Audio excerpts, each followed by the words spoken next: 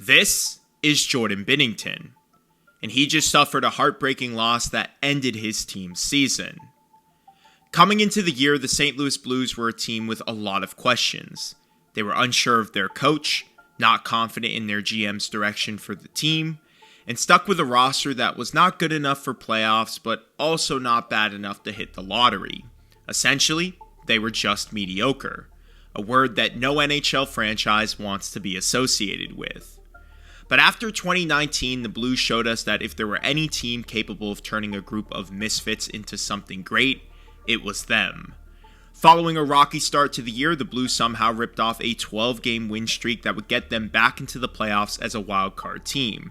Shocking? I know.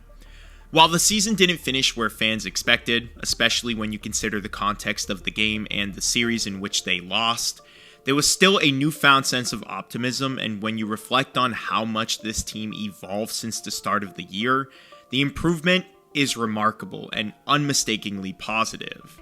But are the Blues a team worth mentioning with contenders this year, and will they be able to build off their strong finish and carry that momentum into next season? Well, let's talk about it.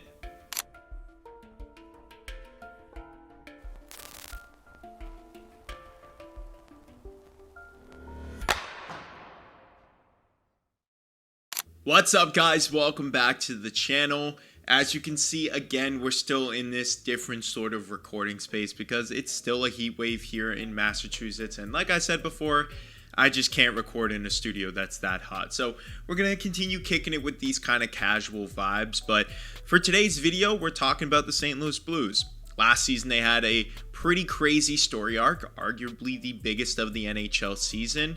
And today we're going to talk about what went right for the team, what they can improve on, and what next season is going to look like for one of the more exciting rosters in the NHL. But before we get into that, if you guys have been enjoying the content lately, be sure to give it a thumbs up and subscribe now. Let's try to reach a new sub goal. I think we're just under 27,000 right now, so let's see if we can hit that before the end of the month. So if you're enjoying this video, toss that sub out now. I really do appreciate it. But with all of that stuff out of the way, let's get into today's video and talk about the St. Louis Blues. Offseason 2024. The Blues failed to make the playoffs the year prior, and Doug Armstrong was ready to change that. First, news broke that Torrey Krug would be out for the season after having surgery to repair a pre-arthritic condition in his left ankle. Krug had 39 points and averaged over 20 minutes of ice time before going down for the Blues, and while they didn't have an instant replacement, it did give them a bit more flexibility to find someone who maybe better fit the style of hockey that they were looking to play.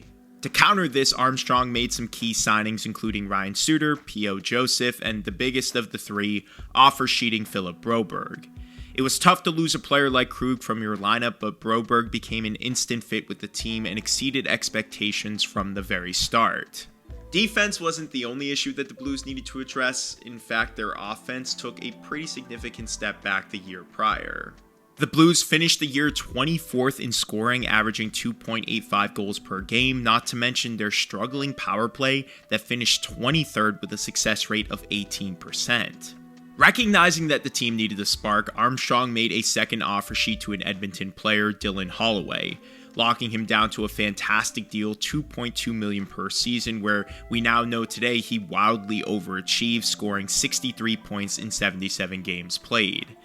In addition to Holloway, the Blues were also preparing to have their young players take a step forward in their development.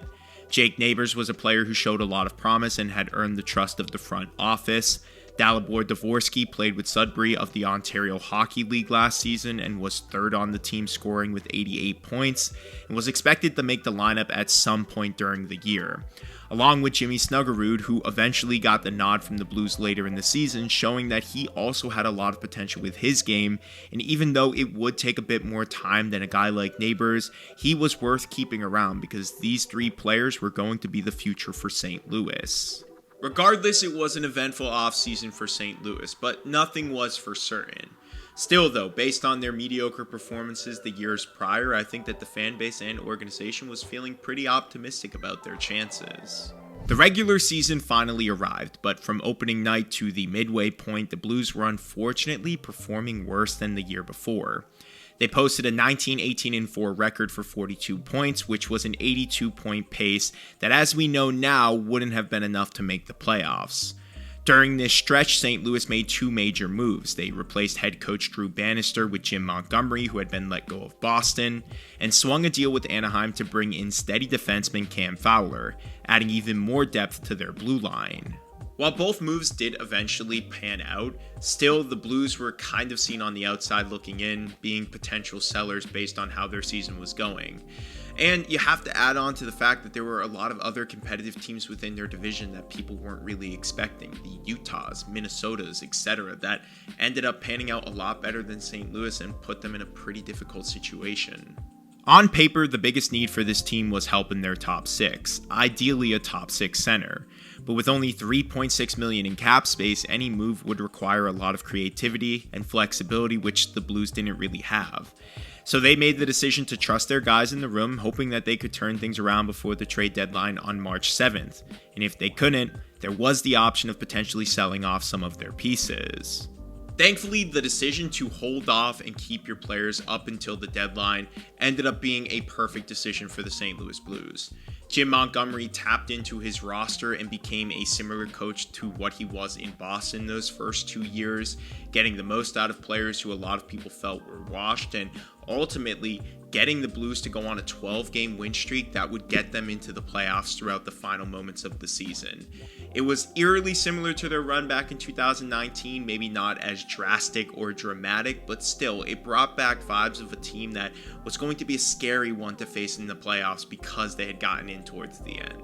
This success stemmed from a lot of things under Jim Montgomery. The Blues' defensive play was nothing short of outstanding, but not the sole reason for the turnaround.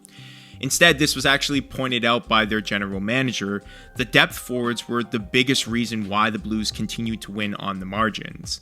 And the more they leaned on their speed and shot blocking instincts, the more they shut opponents down. And that's why they were able to go on such a large win streak and turn their season around.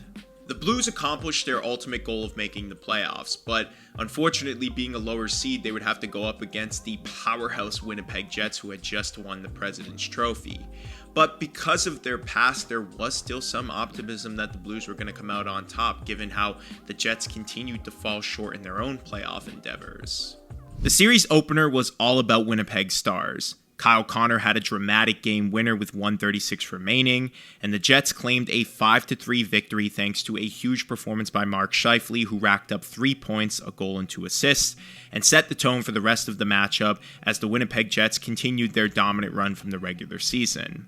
Game 2 was a much tighter contest, but the Jets dug in and found a way to prevail, edging the Blues 2-1, again thanks to Kyle Connor, who scored a goal 1:43 into the third to seal the deal for Winnipeg. Game 3, however, turned into a nightmare for the Jets, who came into St. Louis hoping to seize a commanding series lead, but instead were run out of the building by St. Louis.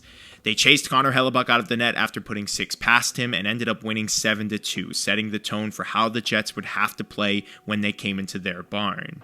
Game 4 brought even more nightmares for the Jets as they continued to struggle, falling back into old habits. Connor Hellebuyck was pulled after surrendering 5 goals, and Winnipeg dropped another game in embarrassing fashion 5-1, sending the series back home deadlocked as St. Louis looked in control of this series. Game 5 was a redemption night for the Jets as they battled their way to a 5-3 victory, but again, heading into St. Louis, they were embarrassed on the road as the Blues secured a 5-2 victory, forcing a massive Game 7. The 7th game of this series delivered a pretty incredible finals for this matchup. St. Louis did jump out to a 2-0 lead, but Winnipeg quickly answered on the power play to make the game within reach 2-1. The Blues would then extend it back to 3-1, but the Jets would score 2 goals within the final 3 minutes, including a goal with just 2.2 seconds left to force overtime.